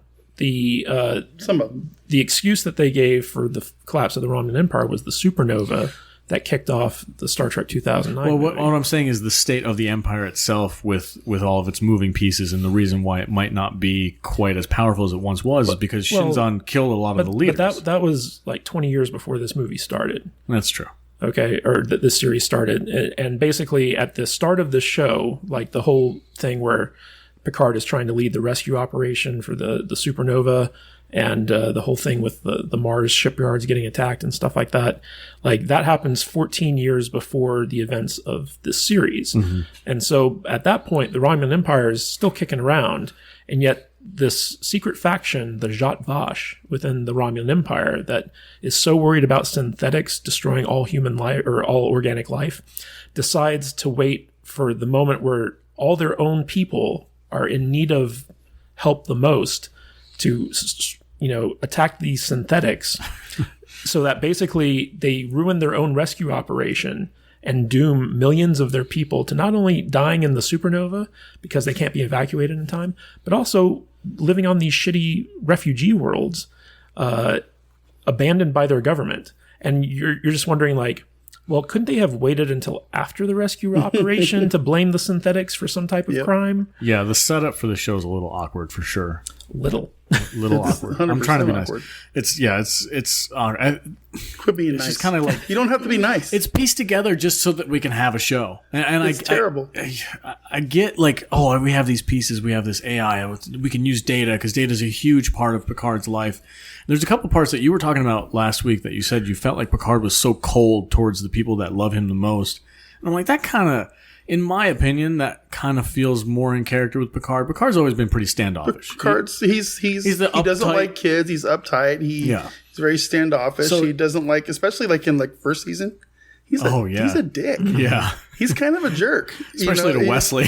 Yeah. So I don't like kids. Yeah. Get that child off my bridge. So I see that aspect of his character in this show, and I know you were kind of complaining about it last week about him and his relationship with the Romulan kid, how he kind of just shoved him off to the side. But I'm like, that kind of leans into his character in the past, but you can tell that he's trying to work past it because he does actually tell Raffi, "Oh, I love you too, Raffi." Like he's kind of breaking those walls down a little bit. My biggest, I don't really give a crap who Raffi is. I've never heard of her before. It should have been somebody from Next Generation. You have to read the comic book. yeah, someone who didn't call him JL. Oh god, that's so super annoying too. So my biggest problem with Picard in his own series, he's like one of the most passive characters. He doesn't really do anything. Every time he tries to do something, someone says no and just stops him. And so, like, he's a passive character in his own series, and all the other characters are the ones doing the stuff that he should be kind of in charge of doing. And it makes it for a very boring and disjointed series. The only time he actually does anything is in the finale. He gets pushed to the side a lot, which did irritate me. I was watching one of the episodes where they were getting ready to take off in the ship, and I think I texted you guys. You laughed at it, but I was like, Picard has this take charge moment where the Next Generation theme song kind of like swells up, and you're like, oh yeah, Picard's back. He's gonna go. He's gonna get on his mission. He had just said a line which I thought was awesome. He was like, I have a mission now, which he's been talking about in this whole show, that like my life has been kind of wasted ever since I retired. I've been just kind of like mulling around, not doing anything. Now I have a mission, and nobody can stop me once I have a mission. And I was like, yeah, that's freaking Picard. I love that moment. And then it's immediately undercut by him sitting in the captain's chair and like bringing up the holodeck and then going, actually, I don't know how to use this. Like, why would you undercut that great moment and like subvert all of our expectations with all this cool music flowing and got all this really cool setup? You're waiting for Picard to do something awesome, and then they just like, no, he doesn't know how to do it because he's old. It's like old joke after old joke after old joke with this show, and it just kills me to see Picard. I think it's funny that scene bugged you as much as it did. It irritated me. That's like the least amount of things that I had a problem with in the entire show. I don't know. It's fresh in my mind. I think that's because what that one resonates with me because I have to have my kids set up my phone when I get a new phone. So I completely understand. There was a scene earlier in the season where Picard kind of like sits in the captain's chair on Rios's ship, and he starts giving orders, and then he realizes that he's not the captain, and he's just like, oh, sorry, and he gets out of the captain's chair and lets Rios kind of take over, and then Rios literally just says everything Picard said, and that's the biggest problem with this series, is that when you have a main character that a series is based around or a story is based around, they have to be the one calling the shots. They have to be the one in charge. And that's the same problem Discovery had too. I was just about to say that the problem with Discovery was that there wasn't a strong captain in charge. Both seasons, it was always Michael Burnham who was kind of calling the shots, and the captain would follow her lead. When like if that was the situation, she should have just been the captain of the ship. Yeah. And I feel like Jean-Luc Picard, the character, would have been like, I'm going to get my own ship. I'm going to get my own crew. I'm going to go off on this mission. I'm going to do what needs to be done. And instead, the entire time, he's riding shotgun with all these other characters who are nowhere near as interesting as any of the next-gen characters. A bunch of derelicts and cast-offs. I do kind of like... No, I don't like Rios. I like his holograms more than I like him. his holograms are kind of funny. They make me laugh. They're interesting. I like they all have different accents, and I like the reveal that like why are you all made after his image? He's like, oh, that's just the default setting for the computer. So they just mimicked him. And I thought that was kind of funny. I was like, oh, all right, that's cool. And then the actor himself doing all those different characters and all the accents and stuff. Props to him for being able to do that. That's pretty cool too. But like Rios as a character, all these characters are so deeply flawed that it kind of irritates me because I'm like, I'm so used to the next generation characters who had their flaws, but they were upstanding people and people that you could kind of like look at as someone that you would want to emulate. Well, you don't have to have a bunch of different characters with their own flaws when you can just have one character who just has his personality split up into the different holograms and they all have their own flaws themselves. So the worst character in this entire show is Dr. Girardi. The blonde chick? Yeah, the drummer from Scott Pilgrim. the murderous. So like, first of all, she's supposed to be this brilliant cyberneticist, but she doesn't know how to work a common teleporter on the ship. She's terrified of space travel. She's terrified of not only space travel, but holograms. Remember when the hologram was beating her up and she was like, no, stop, please. She throws up so much in this series. Oh my gosh, she does, doesn't she? She does. I think we've seen more vomit in Star Trek Picard than any other show I've ever witnessed. Bizarre. And it's weird vomit. Like she's throwing up red bile and it was red velvet from red velvet bile because she ate 4 pieces of cake. Yeah. And God, you rolled your eyes so hard when I said that. And so, but she also kills a man that she supposedly loves. And then she says, I must pay for this. And then she never pays for it. And by the end of the season finale, she's dating Rios. And it's like, oh, they totally forgot that she murdered someone and should be held accountable. Yeah, she murdered the love of her life 30 minutes ago. And now she's in the sack with this crazy captain. Did that kind of came out of nowhere, didn't it? Like there was no setup whatsoever but that's for Rios and her. What the show's good at. This whole show. No, I get it, but I'm like, I'm just. Did I miss setup. something? Because that whole love story. No, you thing, didn't miss anything. Like it was out of nowhere. Yeah. Like, Rios comes in and talks to her once they get onto the AI planet. He just like starts giving her the love eyes, and I'm like, what is going on here? I don't remember. Seven and Raffi. Oh yeah, the very last scene of the show is they're all flying off into space on their little merry way. Raffi and Seven are sitting at the table. And yeah, holding they're now each other's hands. They're like now in a together. lesbian relationship. Yeah, so now Seven and Raffi are together with no context, no setup, nothing. It is just, never gave any indication that Raffi swung that way. Raffi and her literally, it's like, oh, here's your LGBT moment, they everybody. Didn't even know each other, did they? No, they had no idea who each other was, and there were literally no scenes of them interacting. Not at all. Yeah, that was the first time they did. This is the same thing with Rios and the blonde chick. Yeah. It was like they talked a little bit, but it was always Captain. Well, but the thing is at least they had that, Girardi and Rios had that scene where Girardi was kind of distraught over having murdered her last lover. and so like she hooks up with him. And so like there was like some basis for them to have a relationship going forward. I guess. But Raffi and Seven was just literally tacked on at the end out of nowhere. Out of nowhere. I don't like Raffi. She's probably my least favorite character. Raffi's terrible. One, because she comes out of nowhere. She has no context to be that close to Picard that we've ever seen. Definitely should have been somebody that he's had a relationship with. You gotta read the comic book. I don't give a shit about your stupid comic book. Well, you gotta read the comic book. but also like Raffi is bitter that she's like stuck in this basically what amounts to a trailer in the middle of the desert. And she has this class envy over Picard, and he's like in your chateau with your antique furniture and stuff like that. And it's like, you have replication technology. You could literally live anywhere in as big of a place as you wanted with as nice a furniture as you could replicate. You can't, because she's a drug addict who left her child, abandoned her child. That's who the character is. That's what I took away from her. Who apparently likes X-drones. So that's fine. That's super weird because and is an alcoholic. Oh yeah, I liked how she's a drug addict and an alcoholic, and she tells the replicator, "Hey, don't give me alcohol," and then she totally forgets, and so like she starts trying to get alcohol so she can like have another binge moment. Pretty sure the writer forgot to. Yeah, yeah. It like the story for this show is just so disjointed because it feels like, number one, they had to do a lot of reshoots on the show. and it feels like they had to cobble together certain storylines from stuff that got cut out, and none of it made any real sense. Like there's a scene in the final episode where Riker shows up with the cavalry to kind of save the day.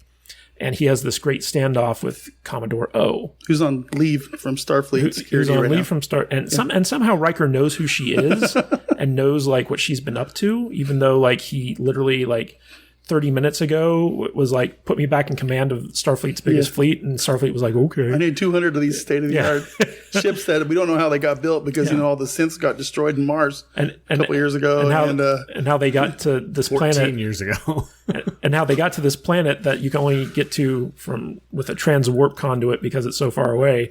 Within the span of like a day. But so like he shows up and he has this great, kind of heroic standoff with very, very Picard or very Riker. Very Riker. But like I was like, that should have been Picard's moment. That should have been like Picard leading that fleet to like, save the day.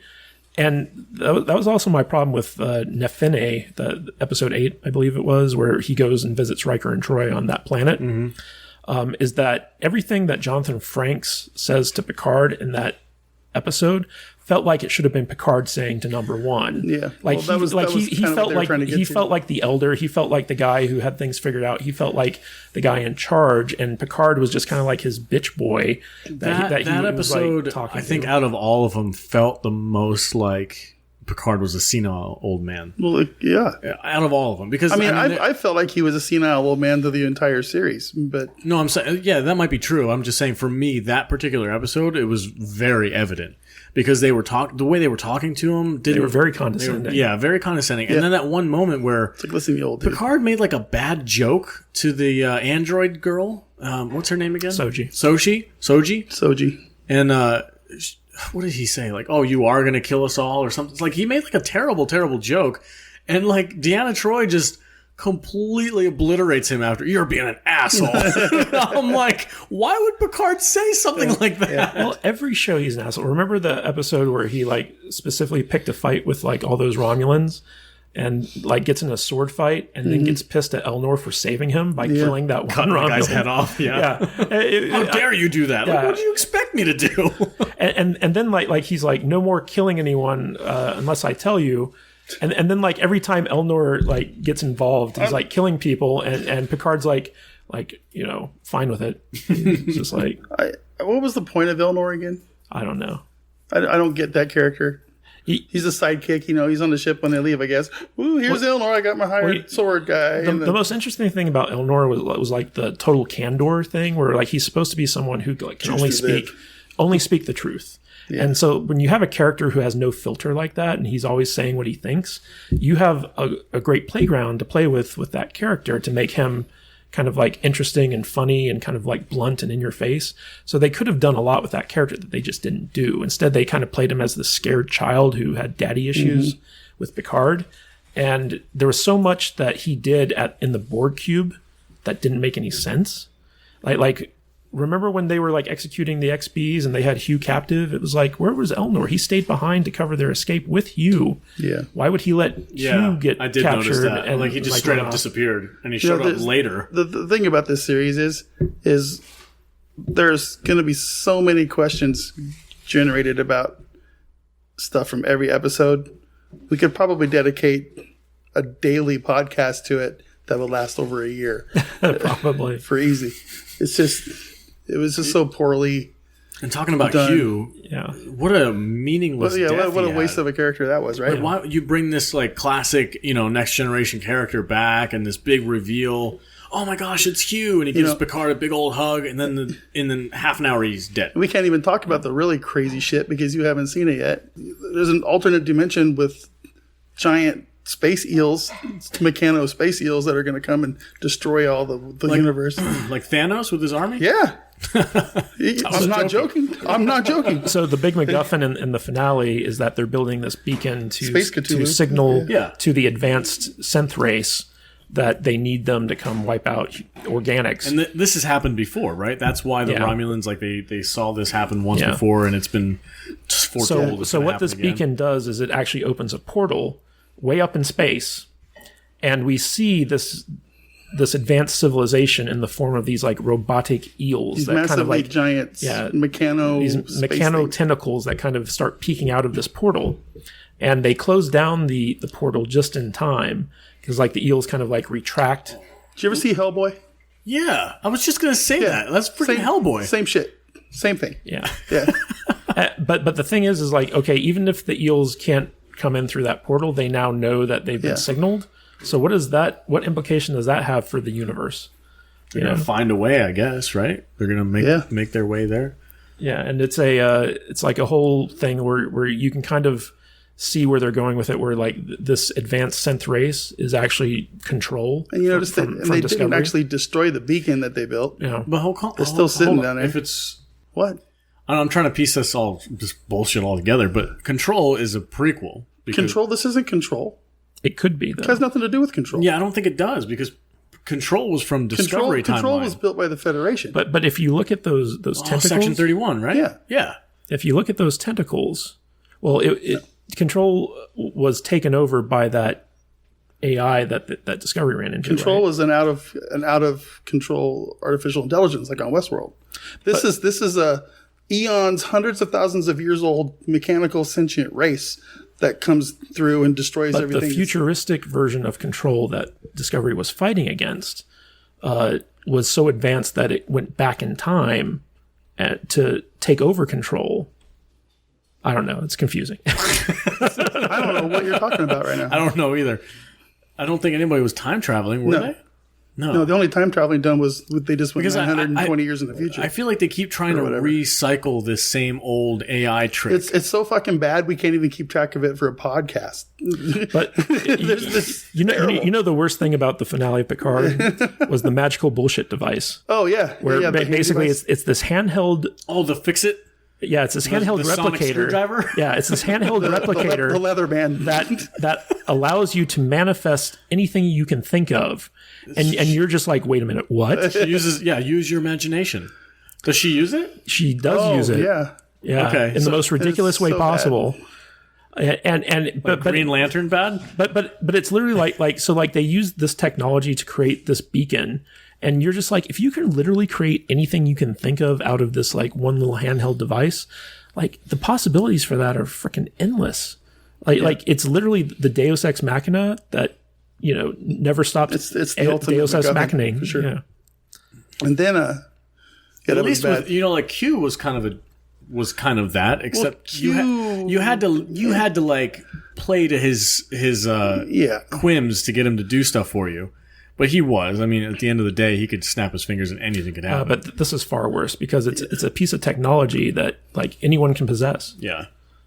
And also weird. Narek, the Romulan guy. what happened to him? So like he teams up The boyfriend? He teams up with Rafi and Rios to try to stop them from activating this beacon. And the last time we see him, he's being pinned to the floor by these synthetics, and he's begging Soji not to activate the beacon. Yeah, that's on my list. And that's here. the last time we see him. Like there is no resolution for him at all in the show. It's like they totally forgot about his character. He's dead. He's not dead.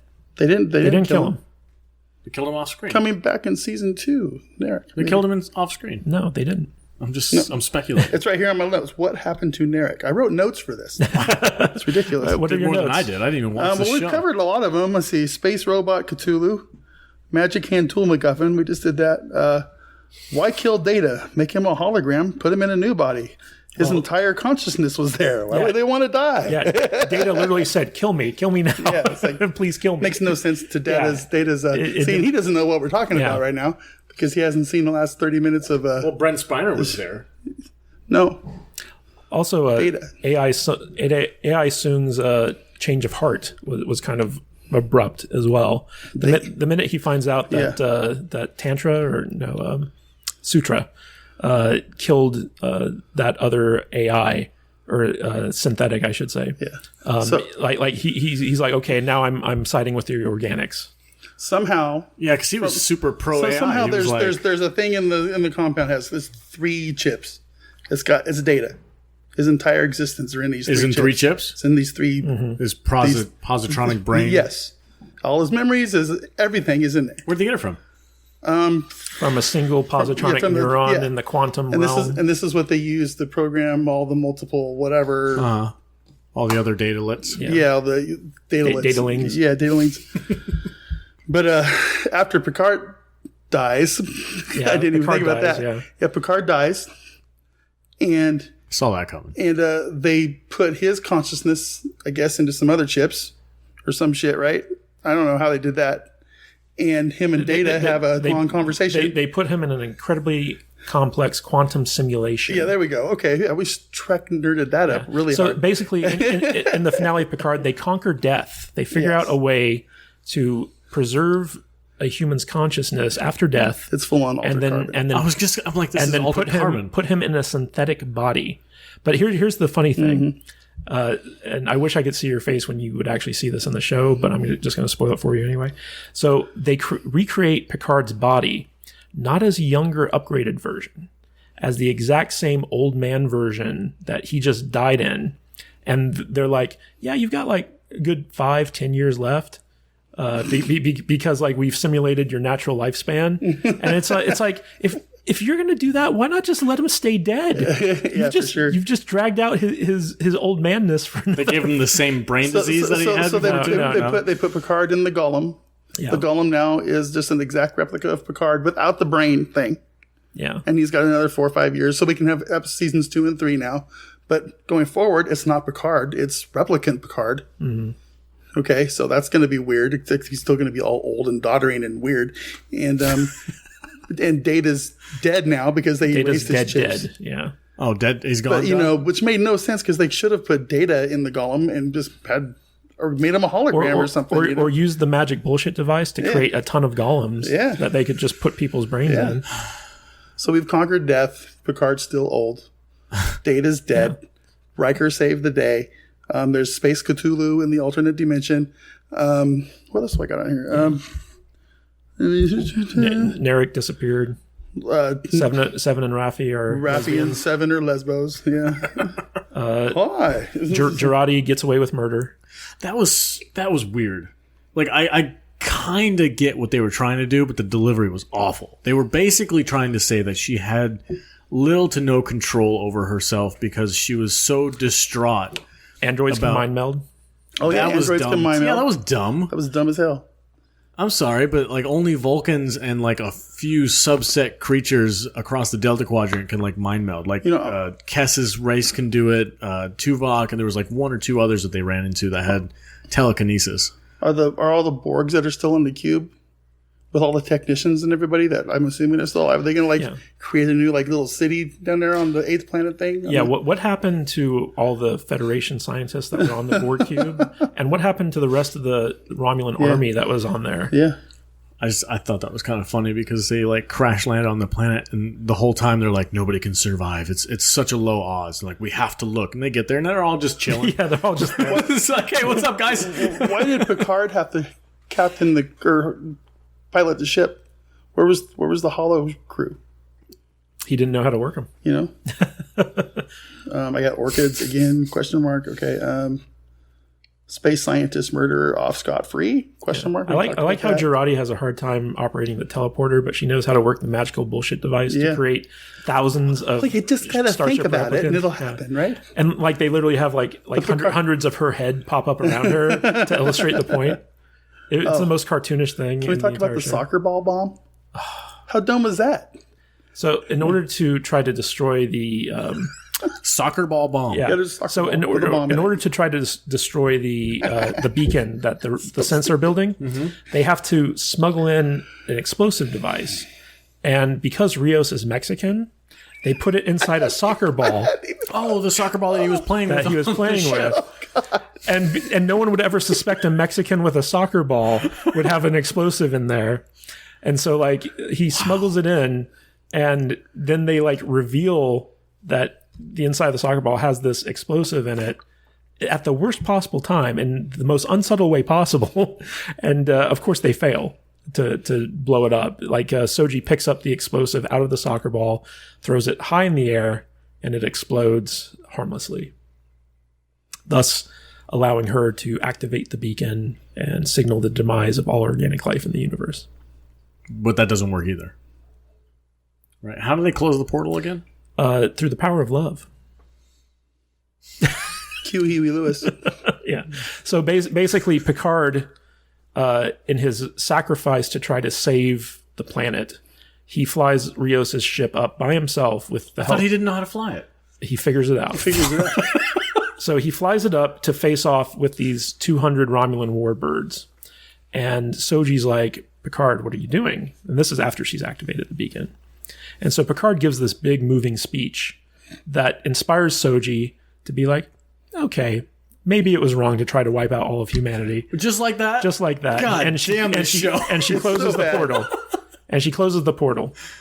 The change of heart. Now, I will say that I thought that Picard's speech to her was probably the highlight of the series. Okay. Because it felt like the most Star Trek-y Picard thing. Those are the moments. Like, Yeah. there's little sprinkled in moments where, yeah, that's Picard. But it was everything surrounding it that was terrible. Yeah. Absolutely terrible. Oh, man. So what are we in store for season 2? What Who are they- knows? More bullshit. I know Guinan's coming back. Yeah, I heard about that. Basically, they set it up so, like, Picard is still alive. He's Synth Picard now. But he's still the same weird old man.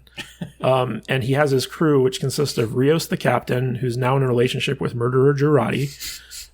7 of 9, who's now in a relationship with Rafi. Junkie. The child abandoner. Junkie child abandoner. And 7 of us says she has a substance abuse problem. Yeah. And Elnor's there. He's just lost. Just and tagging along? He has daddy issues. The foster And- kid. Daddy issues, Yeah. foster kid, yeah. And Soji. And that's his new crew. He's not the captain, though. Soji's the new Data. He's technically not the captain, but he's like the guy in charge. Well, yeah, but... And it's not clear where they were going or what they were They're planning just to do. going out and having adventures. Yeah, they were just leaving this idealistic planet that conquered death and has, like, bodies for everybody. And leaving it completely defenseless against the Romulans who want to come back. And Are we wipe going them to out. get a closer look at the origins of the Borg? Do you think they're going to go in that direction? Who knows? God, I hope not, because I like the Borg the way they are in my head right now. Well, I know. Yeah, the origin of the they'll Borg. just screw them up. It comes from the Delta Quadrant. That's already been I'm established. sure we'll have some cameos by Michael Dorn, maybe Gates McFadden this time. We know Guinan's coming back. Yeah. They'll sure probably die. Dr. Crusher So, will be back. Yeah, they're probably going to kill off any Probably kill them all TNG off. character that Yeah. shows up. Geordi maybe will show up. 7 will probably try to have a relationship with Crusher. They may bring back. Maybe that would be kind of cool. They may bring back. What's his name? Forget it. All right. give me- We can have Wesley Crusher be the bad guy as his traveler. The traveler can come back and put everything back together. They might bring back Q. Okay, so Q would be cool, but they fuck it up. They would just screw it up. So Yeah, if there's one thing we can be sure of for a second season of Picard, it's that they will continue to screw things up. if Guinan's in it, she hates Q. So that would be kind of a cool, yeah. one-off episode. they hate each They could other. have a barbecue on some backwater jungle planet, talk to each other. And, They might hey, continue, how's it going? Have a good time. they might And- continue the whole Romulan fall of the Romulan Empire story, but that really fell flat in this episode. They might bring back Brent Spiner as AI Sung. Because now that he doesn't have to be young Data anymore, he's free to be old man. I really Sung. want to see some Kling orcs. That would be Kling cool. orcs? Yeah. It'd be funny if Worf showed up and he was like, look completely different. I would be so mad. I would be so angry, dude. What's going to be interesting is seeing what the landscape is after season 3 of Discovery, because that happens 1,000 years in the future, and we get to see the current state of the Federation and stuff like that. And so when they come back with season 2 of Picard, it's going to be are they going to set up or lay the groundwork for what happens in season 3 of Discovery? Because that's what I actually thought they were going to do with this season of Picard, was lay the groundwork for what we're going to be seeing there. But again, that would require actual planning and thought. Doesn't that start in a couple weeks? And they It does? I think so. Season 3. I can't wait. Goody. Oh, I'm so excited. we get to talk about that. But Alex, what did you think of season 1 of Picard? Well, I'm going to watch the season finale as soon as I'm done with this podcast. I don't mind being spoiled. It's not a big deal. But there was things that I was like, man, that could be really cool if they stick the landing, and they just continually don't stick the landing for me. So that was kind of a bummer. I do like, as far as the world building goes, the new technology that they have, the ships and stuff like that. Like, I liked all that's really cool to me. Like the new holographic control panels and stuff like that. I'm like, I really like all that stuff. I like these little tiny elements of the show that kind of build the world 15, I don't 20 like those years things after. at all. You don't like those things? No. Oh, I think they're cool. You know what's funny? It's not Star Trek. You know what's funny about the climax of the final season of Picard is when Commander Riker leads the new Starfleet fleet to face off with The the copy and Romulans. paste fleet. Literally every ship looks the alike, same. and you can tell that they ran out of money, so they Yeah. just reused the same CG asset The copy for and paste for the fleet. entire fleet. And they just made it smaller to make it look like it's farther away. Well, it's just exact. Yeah. It's every ship is exactly the same. They did There's the no same thing with the variation to it. Romulan ships too. Yeah, Yeah. and All the warbirds with the and same. originally the person leading that fleet was supposed to be Admiral Shut the Fuck Up, and when they realized how terrible of a character she was, they replaced her with Riker in the reshoots. And so Riker wasn't originally supposed to come to the rescue, but because the testing focus group didn't like Admiral Shut the Fuck Up, they replaced her with Riker, and that's why we get this great moment with Riker at the end that should have belonged to Picard. But what are you going to do? Yeah. It's not good. It's not good, guys. It's not a good show. Super bummed. All the F-bombs, it's not for kids. So much murder. Super bummed to have to say that. But I was trying to give it a chance. I was watching. I was like, all right, come on. I'm trying to like find things that I like about it. I mean, you guys know how optimistic I was about this show. Yeah. I kept with it far longer than Matt did. It's like, but about halfway through, I just gave up. Yeah. It's like, I'm done. This show is just, Yeah. it's too much. There wasn't a single episode without a murder in it. And there was only one episode that didn't have an F-bomb in it. So edgy.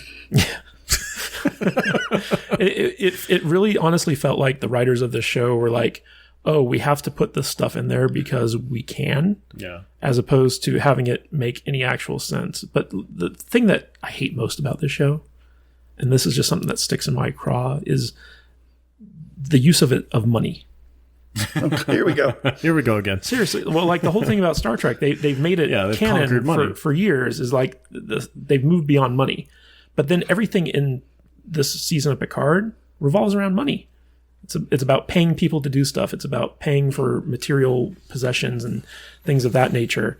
There's an economy here at play, and you're just like, wait, this isn't supposed to be in this world. This doesn't exist. Just because you can have everything you want in a Federation show doesn't mean you don't need to have stuff to pay people in a non-Federation place. But that's the reason why the Federation is able to exist, is because the society itself has conquered the economic wealth system. Yeah, right? like if Picard wanted a ship, he could have gotten a ship. Like I'm not talking about like a big ship. I'm talking about like one Rios' size, because like it'd be like buying a car, but like you don't have to pay for anything in the society. Yeah. Well, I've never seen anything in Star Trek that says that. Yeah, because if by that rationale, then Scotty Paris bought a boat. Tom Paris A would. boat? Yeah. Well, it's not a spaceship. Well, I mean, like it's the equivalent of a spaceship. I don't think it is. I don't know. There were some pretty big boats. out there. But I mean, in this society, you can get a spaceship. Why didn't Tom Paris just go and grab a spaceship then and fly off instead of staying on that stupid like recreational colony after getting out of jail? You guys remember that?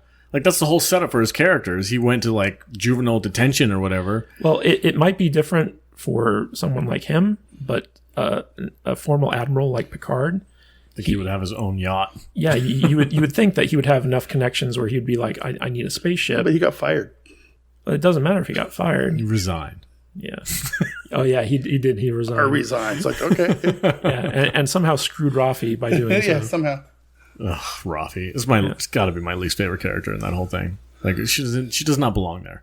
The rest of them at least have a believable backstory. really. Like the doctor. Okay, I get it. but The Romulan kid who has an attachment to Picard. Okay, he saved their race. I get it. You know what's funny? So Bruce Maddox, kind of the MacGuffin of the beginning of this series. So he goes to Space Vegas, Freehold, is that what it was? And makes a deal with a crime lord to get enough money to build this secret lab on Flower Planet. And then like he realizes that the Zhat Vash are trying to assassinate him. So he leaves the planet where the Zhat Vash don't know exists or where its location is, where he's completely safe, and goes on the run throughout the universe and goes back to the crime boss that he borrowed all the money from for safety, even though he had a planetary defense system of massive flowers that could have protected him, along with an army of synths that are an army? are I don't know. I super didn't strong. see an army. There was like 50 people. I just saw like 45 flower children. Yeah. But I did. Okay, that was a. hey, they had weapons and they were able to fight back against Narek and stuff. But regardless, One good thing is the outfits that all the synthetics were wearing was very much like old school, almost original trilogy Star Trek, where you go to this planet and all the freaking skimpy clad chicks are walking around. But regardless, like, why did dresses. Maddox have to leave Flower Planet and go back to the I don't know. the I don't think we'll ever crime know. boss that he needed to borrow money from to build Flower Planet, even though he had the magical bullshit device that could create literally manifest anything that you could think of? Magical bullshit. I don't know, dude. I don't know. I'd have to sit down and like theory craft to try and even come up No, with an nothing in explanation. the show makes sense. So, for instance, why did he send Soji and Daj to the Daystrom Institute and the Relic? Like, what was their actual mission there? And beyond that, why did the Romulans, who were trying to capture Soji and Daj, were they only involved in the Borg reclamation project as a way to lure them out so that they could then capture and then find out where the flower planet was? Yes, Yes. Why? Because. show. Get out of my head. But they had a treaty. They had a treaty with the Federation to. Matt, to- you're thinking to do way this. too hard. Yeah, dude. None of this shit matters. This is not going to go anywhere. We don't know the answers, and neither do the people who made the show. So it does. It's insane. Yeah, Just- it's basic plot setup. Like none of the plotting in this show makes any sense at all. You know, I want to tell these people. Pull up my thing here. Akiva Goldsman, Michael Chabon, Kirsten Beyer, and Alex Kurtzman. Go get a new job. Go flip fucking burgers at McDonald's because it's the only thing you're going to be good at from now on. Seriously, fuck them. I'm just salted. Salted. Boom. And he gets up and walks Yeah, away. He drops the mic and walks away. Drops the mic and walks away. That's as good a place as any. That's what Star the show. Trek. An old school Star Trek nerd just is done. It's over, man. I don't like. I can't defend it. I try to at least find something that I enjoy about it, but I'm like, I mean, there's little bits here and there. Like, I like Patrick Stewart; he's cool, but I mean, the show is just such a swing and a miss. And it's surprising considering that Michael Chabon is, such a talented novelist. Yeah, we've talked about this before. Yeah, Like, but if he had any influence in the show at all of his influence was terrible. It was really, really bad. I don't know. Unless he just half-assed it for a paycheck. That's all I can think of. Well, I think the whole thing is like he's not like respectful of Star Trek. Like he didn't care about the characters or the canon. Didn't he say into as this. much? Didn't he say something along those lines? Like, I'm going to piss off fans, but I don't care, or something like that? Like, why? What is this attitude coming from I don't people? understand it. I don't get it either. I had to get a cookie. I saw. I'm going to get one too. Are we done? This is 2 hours now. Yeah. We can. Hey, Alex. Yes. My skin's really dry. You can go to organicallywonderful.com. Check out some of the great organic products we have there. You can type in Salty15 to get 15% off your purchase. Do they have any dry shampoo? They do have dry shampoo. We've got body oil. We've got body scrub that smells like lemon cakes. It's amazing. We've got body butter. Because especially since you're washing your hands like a million times a day, your hands might get a little dry. Buy some body butter and use it to, lube up your hands a little bit. Lube them up. Is there a promo code? It's Salty15. Get 15% Look at this off. guy over here. Yeah, I know. He's on it. And you can catch me at Salty Nerd on Twitter or Salty Nerd Podcast on Instagram. And we're now on YouTube pretty damn regularly. We've got videos dropping every day, little tidbits from our podcast that are a little bit more digestible than a 2-hour-long recording. You can visit our Patreon and maybe throw us a couple bucks or something like that. That'd be super dope. Get some cool merch. Get some merch, get some stickers, get some t-shirts, whatever you want. You can DM me and let me know. We've got Matt Vader's wearing his Each Ebb Deserve Better t-shirt. I'm wearing my Salty Justice Warrior t-shirt today, and you can check out our Teespring account too. You can go look at what we got over there. Matt Vader, where can they find you on the social medias? At Matt Bader 74. Cool. Yeah. On Twitter. On Twitter and Instagram and the YouTubes and Twitch and Mixer and Grinder. No Grinder. All right. Matthew Kadish, where can they find you? And where can they find your awesome books that you have out? Well, if they want to go to kadishbooks.com, KADISH books.com, that'll take you right to my Amazon page where they should have all my books listed. And the paperback of Lawmen, Rook and Behringer just got approved, so it should be available. Nice. And I'm also on Twitter, pissing off all the Birds of Prey fans. God, would you let go of that dog bone? Never. You can find me at Matthew Kadish, KADISH, on there. And see some of my movie and TV reviews. I did some reviews on Twitter for Picard and other things. So great work, everybody. Thanks for listening. And Picard sucks. Picard sucks. Yeah. That's all I gotta say. boobs. Boobs.